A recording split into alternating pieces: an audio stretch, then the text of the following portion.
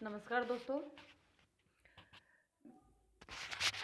ये कक्षा 10 की जो सामाजिक विज्ञान की जो बुक है, एक राजस्थान का इतिहास एवं संस्कृति, उसका फर्स्ट चैप्टर है राजस्थान का इतिहास एक परिचय, जिसमें हम पढ़ रहे थे। इससे पहले हमने वीडियो जो थी उसमें हमने गोहिल वंश के शासक पढ़े थे, और अब हम इस वीडियो में पढ़ेंगे मारवाड़ वंश, मारवाड़ का राठौड़ वंश और प्रतापी, उस वंश के प्रतापी शासक। तो चलिए स्टार्ट करते हैं। स्टार्ट करने से पहले यदि आपने इस चैनल को सब्सक्राइब नहीं किया तो प्लीज़ चैनल को सब्सक्राइब करके बेल आइकन को क्लिक कर लें, ताकि आने वाली हर वीडियो का नोटिफिकेशन जो है आप तक पहुंच जाए। तो हम पढ़ रहे हैं मारवाड़ का राठौड़ वंश। इस वंश के प्रतापी शासक कौन कौन रहे हैं, उन सब की हम यहाँ पे बात करेंगे। जिस प्रकार दक्षिण पश्चिम राजस्थान के गोहिलों का शासन मेवाड़ और वागड़ प्रांत में स्थापित हुआ, उसी प्रकार राजस्थान के उत्तर पश्चिमी भागों में राठौड़ों के राज्य भी स्थापित हुए हैं। राठौड़ की उत्पत्ति का विषय विवादास्पद है। विभिन्न ताम्रपत्रों, शिलालेखों और प्राचीन पुस्तकों में राठौड़ वंश की उत्पत्ति को लेकर भिन्न भिन्न मत प्रतिपादित किए गए हैं। कुछ विद्वानों की मान्यता है कि राठौड़ हिरण्यकश्यप की संतान है। जोधपुर राज्य की ख्याति में इन्हें राजा विश्वुत्मान के पुत्र राजा बृहदबल से पैदा होना लिखा है। दयालदास ने इन्हें सूर्यवंशी माना है और इन्हें ब्राह्मण भल्लराव की संतान बताया है।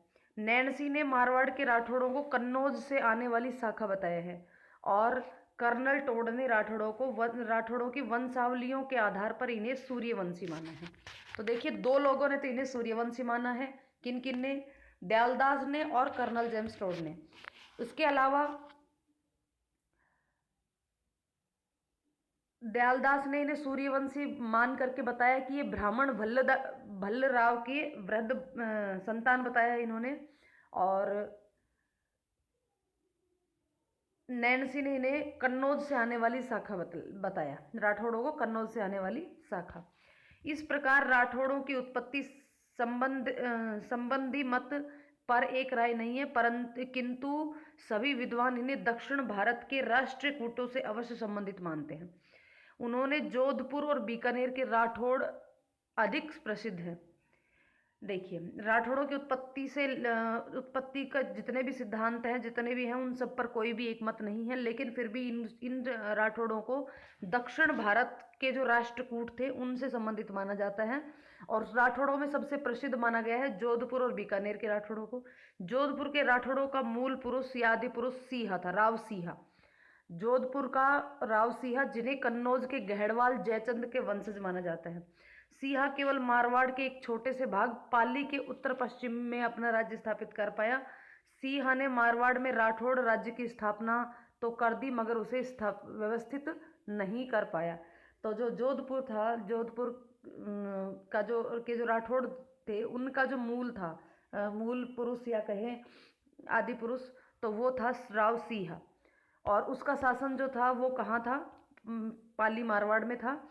और इसे जयचंद जो था कन्नौज का, उसके वंशज जिसको बताया गया है। उसके बाद आता है राव चूड़ा। सिंहा के बाद राव चूड़ा 1394 से 1423।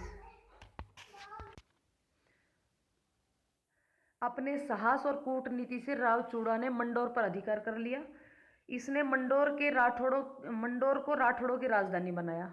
मंडोर पर अधिकार के बाद इसने आसपास के क्षेत्रों खाटू, डीडवाना, सांभर, अजमेर, नाडोल आदि पर भी अधिकार कर लिया। पुंगल के भाटियों द्वारा वह धोखे से 1423 ईस्वी में मारा गया। उनकी पत्नी चांद कंवर ने चांद बावड़ी का निर्माण करवाया। तो जोधपुर में जो चांद बावड़ी है उसका निर्माण किसने करवाया? राव चूड़ा की पत्नी चांद कंवर ने। उसके बाद आता है राव रणमल, 1427 से लेकर के 1438। रणमल अपने छोटे भाई कान्हा को मारवाड़ का शासक बनाए जाने से नाराज होकर मेवाड़ चला गया। इसने अपनी बहन हंसाबाई का विवाह राणा लाखा से करवा दिया। यह विवाह रणमल ने इसी शर्त पर किया था कि हंसाबाई का जो पुत्र ही लाखा का उत्तराधिकारी होगा। अपने भांजे मोकल के मेवाड़ महाराणा बनने पर मेवाड़ प्रशासन में रणमल का प्रभाव बढ़ गया। रणमल की 1438 ईस्वी में उनकी प्रेमिका भारमली के सहयोग से मेवाड़ी सामंतों द्वारा हत्या कर दी गई। जो ये रणमल था इसकी एक बहन थी हंसाबाई, और उस हंसाबाई का विवाह राणा लाखा से करवाया गया, और ये शर्त रखी गई कि जो हंसाबाई का पुत्र होगा वही राणा लाखा का उत्तराधिकारी बनेगा। और राणा लाखा से उनका एक पुत्र हुआ जिसका नाम मोकल था, और मोकल को राजगद्दी दे दी गई, और उसके प्रशासन में रणमल ने भागीदारी दी, यानी उसका प्रभाव बढ़ा। और 1438 ईस्वी में रणमल की प्रेमिका भारमली के सहयोग से मेवाड़ी सामंतों द्वारा इसकी हत्या कर दी गई। उसके बाद आता है राव जोधा।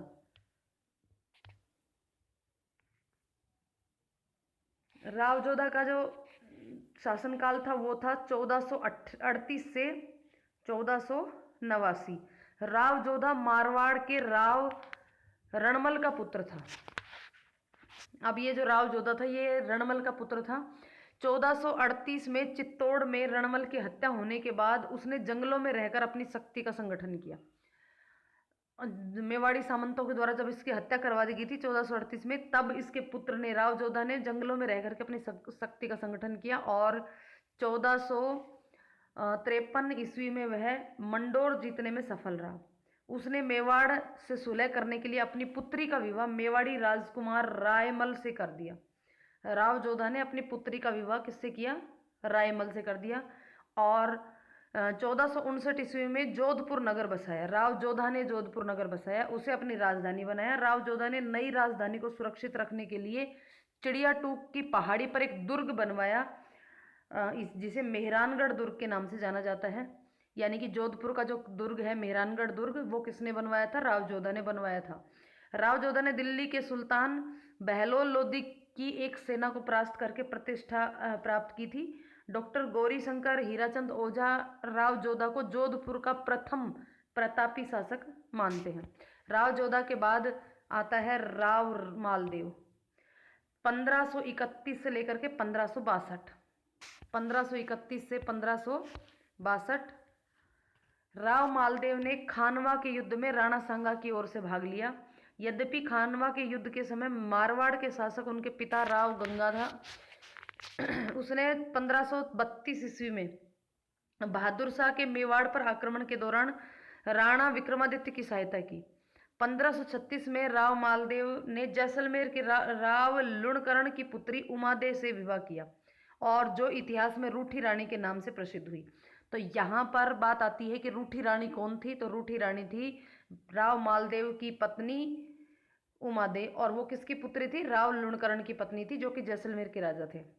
जैसलमेर के राजा थे राव लुणकरण, उनकी पुत्री थी उमादे, और मालदेव की ये थी पत्नी, जो कि रूठी रानी के नाम से प्रसिद्ध हुई। इस घटना का कारण यह था कि मालदेव का ससुर व उमादे का पिता, यानी कि जो मालदेव के ससुर थे लुणकरण, वो मालदेव की हत्या करवाना चाहता था। इसकी सूचना मालदेव की सास ने मालदेव को भिजवा दी।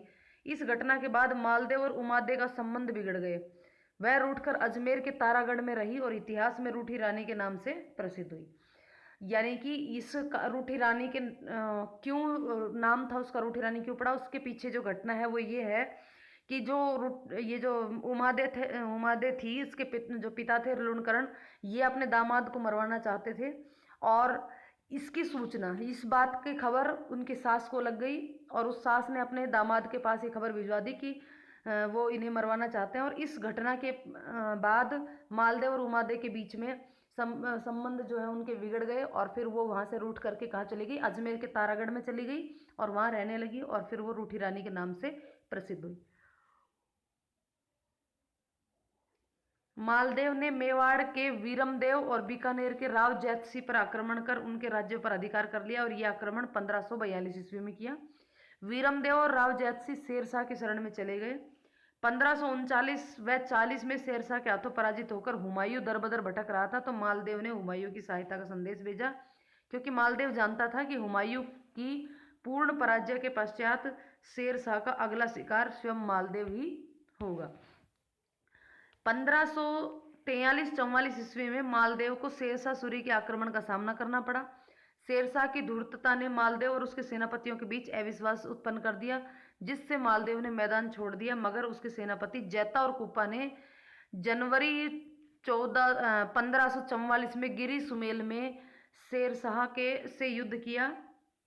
और वीरगति को प्राप्त हुए। उनकी वीरता से प्रभावित होकर शेरशाह को कहना पड़ा कि एक मुट्ठी बाजरे के लिए मैं हिंदुस्तान की बादशाहत खो देता।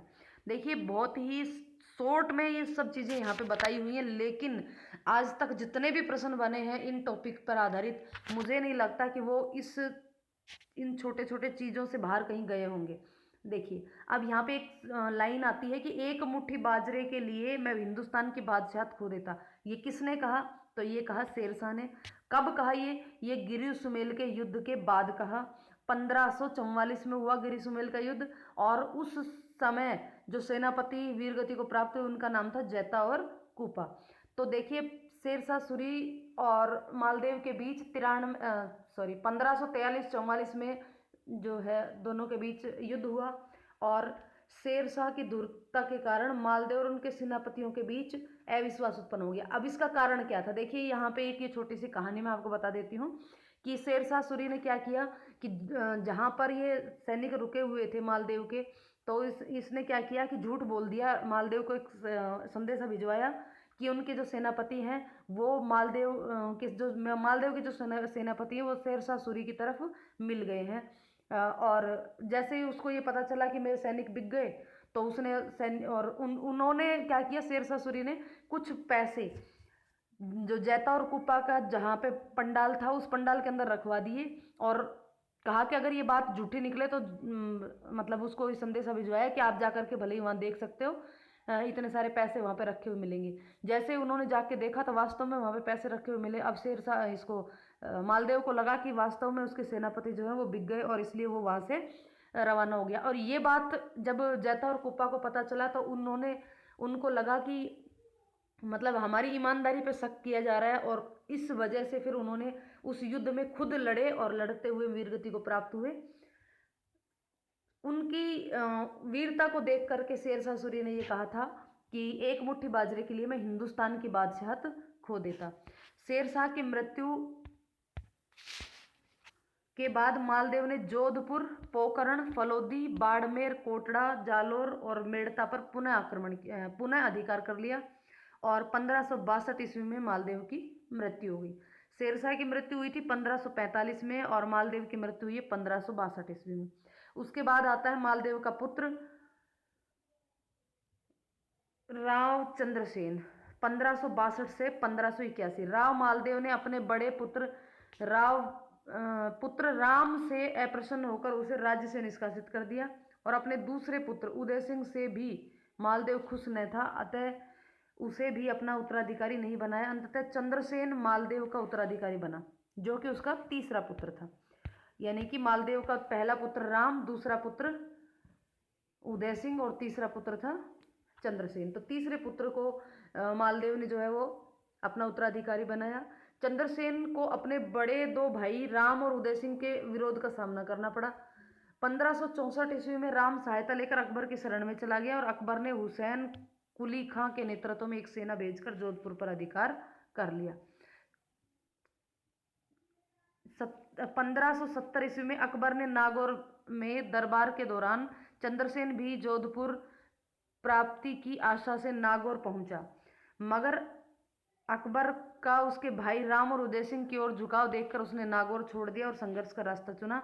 अकबर ने बीकानेर के राय सिंह को जोधपुर के अधिकारी नियुक्त कर दिया, और चंद्रसेन को मारवाड़ से सहायता मिलने या इस मार्ग से गुजरात में हानि पहुंचाने की संभावना समाप्त कर दी। देखिए यहाँ पर भी प्रश्न बन सकता है कि नागौर दरबार कब लगा? तो 1517 में लगा। किसने लगाया? अकबर ने लगाया। तो ये भी प्रश्न यहाँ पे बन सकता है, इम्पोर्टेंट चीज़ है। 1565 ईस्वी में जोधपुर को छोड़ने के बाद चंद्रसेन ने कुछ समय तो भद्रा जोन में रह करके मुगलों की फौजों का मुकाबला किया, परंतु जब मुगल सेना ने उसे चारों ओर से घेर लिया तो वहां से भी हटकर उसने सिवाना में अपना मोर्चा जमाया। सिवाना का गढ़ और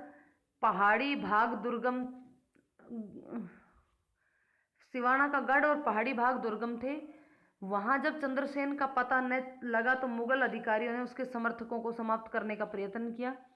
रावल, सुखराज, सुजा और देवीदास चंद्रसेन के साथी थे। मुगल सेनाओं ने इन्हें भी जगह जगह खूब खदेड़ा। उसके बाद चंद्रसेन के विरुद्ध सिवाना में मुगल शक्ति लगा दी गई। इससे तंग आकर वह रामपुरा के पहाड़ों में चला गया। यह जानकर कि मुगलों की छोटी सेना के लिए इतने विस्तृत पहाड़ प्रदेश को घेरना कठिन था, बादशाह ने सेना में वृद्धि कर दी। फिर भी चंद्रसेन हाथ न आ सका। सिवाना से निकलकर चंद्रसेन पीपलोद और वहां से कालूजा की पहाड़ियों में चला गया। आसपास लूट खसोट आरंभ कर दी। इस नीति से मारवाड़ के लोग अप्रसन्न हो गए। ऐसी स्थिति में उसने मारवाड़ छोड़कर सिरोही और फिर डूंगरपुर बांसवाड़ा में शरण लेनी पड़ी। फिर भी मुगल सेना ने उसका पीछा न छोड़ा। इस प्रकार निरंतर मुगलों से चंद्रसेन संघर्ष करता रहा और 1581 में अपनी मृत्यु तक इस संघर्ष को जारी रखा। विश्वेश्वरनाथ रेऊ ने चंद्रसेन की तुलना महाराणा प्रताप से की, जिसे उसी के समान मुगल शक्ति का सामना करना पड़ा और पहाड़ों में भटकने के बाद मुगल अधीनता स्वीकार नहीं की। इस कारण चंद्रसेन को मारवाड़ के प्रताप के नाम से भी जाना जाता है। यानी कि अब यहाँ पर भी एक प्रश्न बन सकता है कि भाई मारवाड़ का प्रताप किसे कहा गया है, तो राव चंद्रसेन को मारवाड़ का प्रताप कहा गया है, क्योंकि चंद्रसेन भी मुगलों से परेशान होकर के दर बदर पहाड़ों में भटकते रहे और अंतिम समय तक भी उन्होंने मुगलों की अधीनता स्वीकार नहीं करी। जिस प्रकार से महाराणा प्रताप ने भी अधीनता स्वीकार नहीं करी थी, उसी प्रकार से चंद्रसेन ने भी अधीनता स्वीकार नहीं की। मोटा अब आता है मोटा राजा उदय सिंह 1583 से 1595। 1583 से 1595 इनका जो है शासनकाल रहा। 1581 से 1583 के मध्य मारवाड़ खालसा सीधे केंद्र के अधीन था। 1583 में अकबर ने उदय सिंह को मुगल अधीनता से जोधपुर के शासक नियुक्त किया और यह चंद्रसेन का भाई था। चंद्रसेन का जो दूसरे नंबर का भाई था, राम से छोटा उदय सिंह, उसको जोधपुर का शासक नियुक्त किया। उदय सिंह ने 1587 में अपनी पुत्री जोधाबाई जगत गुसाई का विवाह जहांगीर के साथ कर दिया।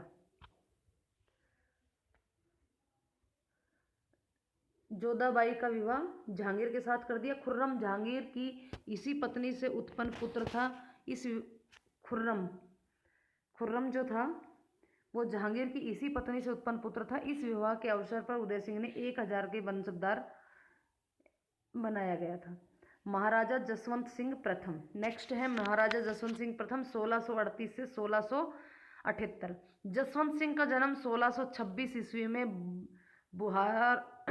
बुरहानपुर में हुआ। अपने पिता गज सिंह के स्वर्गवास के समय जसवंत सिंह अपने विवाह हेतु बूंदी में था। गज सिंह की मृत्यु का समाचार प्राप्त होते ही बादशाह शाहजहां के द्वारा इसे आगरा पहुंचने का निमंत्रण भी मिला। वहां पहुंचने पर शाही तौर से उसे टीका दिया गया और खिलअत, जड़ाऊ, जमधर आदि वस्तुओं से सम्मानित किया गया। इसी अवसर पर उसे राजा का खिताब और 4000 जात और सवार की मनसब प्रदान किया गया। क्योंकि उनकी आयु उस समय 11 वर्ष की थी, बादशाह ने आसोफ ठाकुर राज सिंह कुंपावत को 1000 जात और 400 सवार की मनसब देकर जोधपुर राज्य का मंत्री नियुक्त कर दिया। 1645 ईस्वी में इसे आगरा का प्रबंध सौंप दिया गया और 1648 में कंधार अभियान पर भेजा गया। कंधार अभियान पर भेजा गया। उत्तराधिकारी युद्ध 1657-58 में उसने औरंगजेब के विरुद्ध धर्मत के युद्ध में दारा का साथ दिया। औरंगजेब का जो भाई था दारा, उसका साथ दिया। किसने? किसकी बात कर रहे हैं हम यहाँ पे? हम यहाँ पे बात कर रहे हैं जसवंत सिंह प्रथम की। जब औरंगजेब और उनके भाइयों के मध्य उत्तराधिकारी का युद्ध चल रहा था, तो उस युद्ध में यानी कि धर्मत का युद्ध में जो औरंगजेब का भाई दारा था उसका साथ दिया। लेकिन कासिम खां के विश्वासघात के कारण दारा की पराजय हुई और जसवंत सिंह को जोधपुर लौटना पड़ा। जसवंत सिंह के जोधपुर पहुंचने पर उसकी उदयपुरी रानी के किले के द्वार खोलने से इनकार कर दिया और कहलवा भिजवा दिया कि राजपूत या तो युद्ध में विजयी होकर लौटते हैं या फिर वहीं मर मिटते हैं। महाराजा पराजय के बाद नहीं लौट सकते, यह कहकर वह सती होने की तैयारी करने लगी। अंत में रानी की मां के समझाने और जसवंत सिंह द्वारा पराजय का बदला लेने का वचन देने पर दुर्ग के द्वार खोले गए। इस कथा की सत्यता पर संदेह किया जाता है, किंतु इस कथा को सामलदास ने मान्यता दी है।